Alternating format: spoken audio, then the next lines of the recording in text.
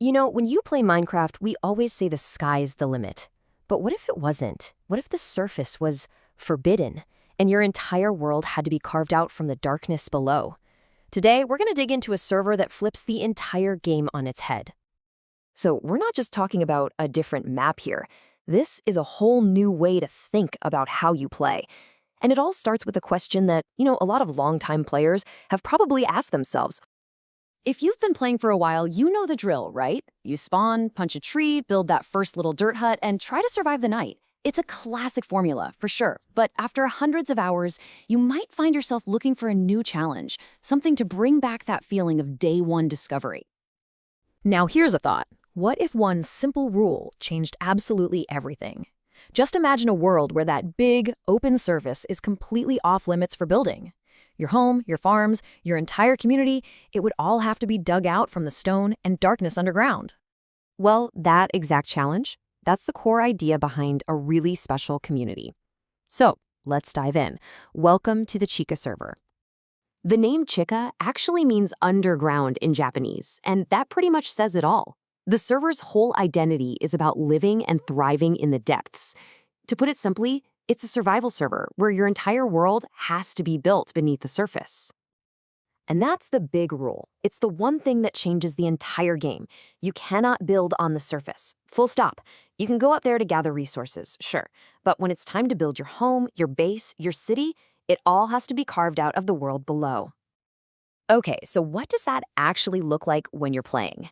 How does a whole community work when it's all in caves and tunnels? Let's take a look at what daily life is really like in the depths. So life on Chika server is built on a few core ideas. First, obviously, all building is underground. But it's more than that. The server has this amazing culture of sharing. It's a nearly vanilla experience, so there aren't a bunch of complicated plugins. Instead, people just share resources to help each other out. Your base connects to other people's bases through this massive, growing network of tunnels. It really feels like a true underground civilization.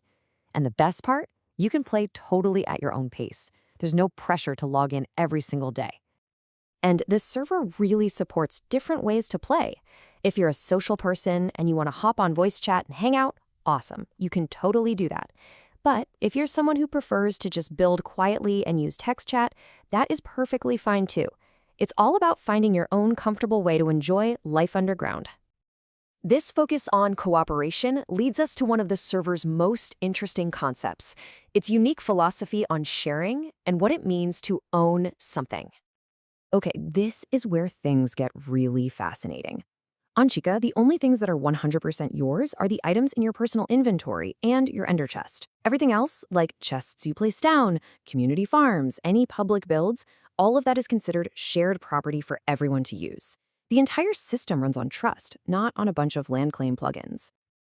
Now, in a place that's so open and shared, you can imagine that communication becomes the most important rule of all.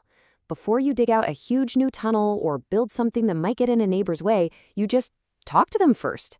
It's that deep sense of cooperation and respect that makes the whole underground society work so well. But why? Why build a server like this in the first place? What's the deeper idea behind this whole underground challenge? I think this quote from the server's creators really gets to the heart of it.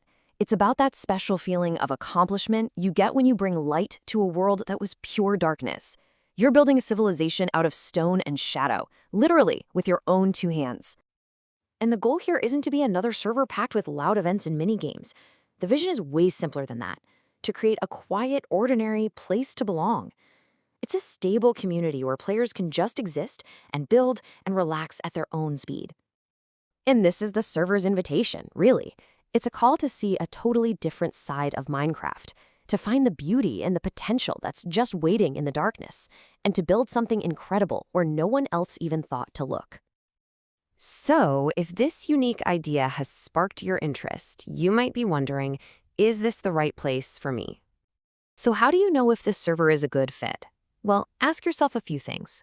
Are you a little tired of the normal survival grind? Do you just love the idea of building in caves and underground? Are you looking for a small, calm community instead of a huge, crowded server?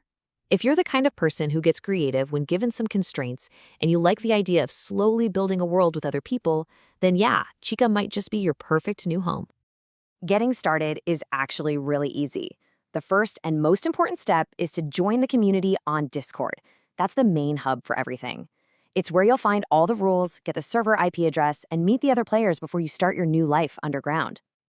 And just to make it easy, here's all the key info in one spot. The server is on Java Edition, version 1.21.8, and remember, joining the Discord is required. It's where the whole community lives. So the last question is really for you.